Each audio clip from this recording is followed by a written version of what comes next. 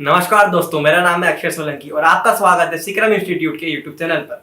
तो दोस्तों, आज की इस वीडियो में हम बात करने वाले हैं आरटीजीएस के बारे में कि आरटीजीएस होता क्या है, इसकी शुरुआत कब हुई थी, यह काम कैसे करता है, इसकी मिनिमम और मैक्सिमम लिमिट क्या है एवं इसमें हमें कितना चार्जेस पे करना पड़ता है। तो आइए शुरू करते हैं।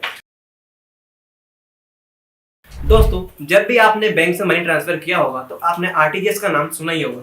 आरटीजीएस, जिसका पूरा नाम है रियल टाइम ग्रॉस सेटलमेंट, यह एक पेमेंट मेथड है जिसके जरिए हम रियल टाइम के आधार पर मनी को ट्रांसफर कर सकते हैं। यानी कि हम तुरंत एक बैंक अकाउंट से दूसरे बैंक अकाउंट में मनी को ट्रांसफर कर सकते हैं, वो भी कुछ चंद मिनटों के अंदर। आरटीजीएस को पेमेंट करने की एक बहुत ही सेफेस्ट और सिक्योर तरीका माना जाता है। इसकी शुरुआत 2004 मार्च में की गई थी और जब से ये चालू हुआ था तब से लेकर 2019 तक इसकी कुछ शर्तें थी, जैसे कि अगर हमें इस पे पैसे भेजना है तो हमें केवल मंडे से सैटरडे तक ही भेज सकते हैं, उसमें भी सुबह 9 से लेकर शाम 6 बजे तक। और अगर हफ्ते का दूसरा या चौथा शनिवार है तो उसमें भी ये सर्विस काम नहीं करती थी। लेकिन 2020 के बाद इसमें कुछ अपडेट्स हुए, फिर उसके बाद से ये सर्विस साल के 365 दिन और 24 घंटे अवेलेबल होने लगी। अब बात करते हैं कि आरटीजीएस से काम कैसे करते हैं, तो आइए समझते हैं। आरटीजीएस से काम करने की दो मेथड होती है, एक होती है ऑनलाइन मेथड और दूसरी होती है ऑफलाइन मेथड।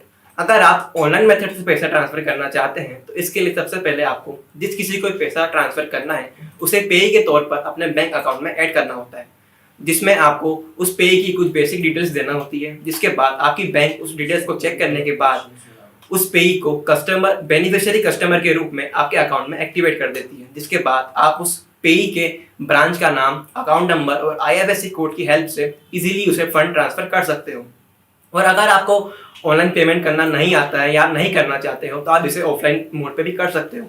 ऑफलाइन पेमेंट करने के लिए इसके लिए आपको आपकी बैंक ब्रांच में जाना होगा। वहां पर आपको एक स्लिप फिल करना पड़ेगी, जो कि एक नॉर्मली चेक डिपॉजिट फॉर्म की तरह होती है, जिसमें आपकी कुछ बेसिक डिटेल्स देना होती है, जैसे कि आपकी बैंक ब्रांच का नाम, आपका एड्रेस, आपका अकाउंट नंबर, आपका आईएफएससी कोड, जितना अमाउंट आपको पे करना है वो, और जिससे आप पे करने वाले उसका नाम, उसका ब्रांच नेम, उसका कोड, उसका अकाउंट नंबर।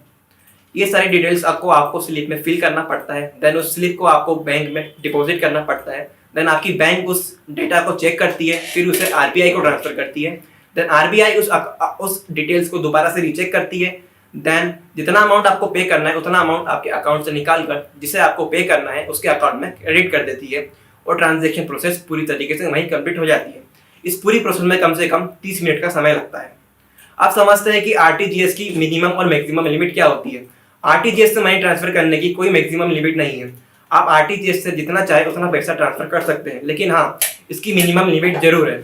इसकी मिनिमम लिमिट है 2 लाख रुपए। यानी कि अगर आपको आरटीजीएस की हेल्प से मनी को ट्रांसफर करना है तो आपके पास कम से कम 2 लाख रुपए होना ही चाहिए। अगर इससे कम का अमाउंट आप इससे ट्रांसफर करेंगे तो ये ट्रांसफर नहीं होगा।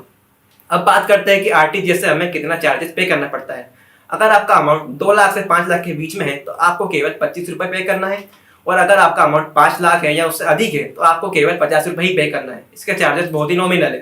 तो दोस्तों, ये थी हमारी आज की वीडियो। आज की वीडियो में हमने देखा कि आरटीजीएस क्या होता है। अगर आपको वीडियो पसंद आई हो तो वीडियो को लाइक करें और चैनल को सब्सक्राइब जरूर करें, जिससे हमारी आने वाली सारी अपडेट्स आप तक पहुंच पाए।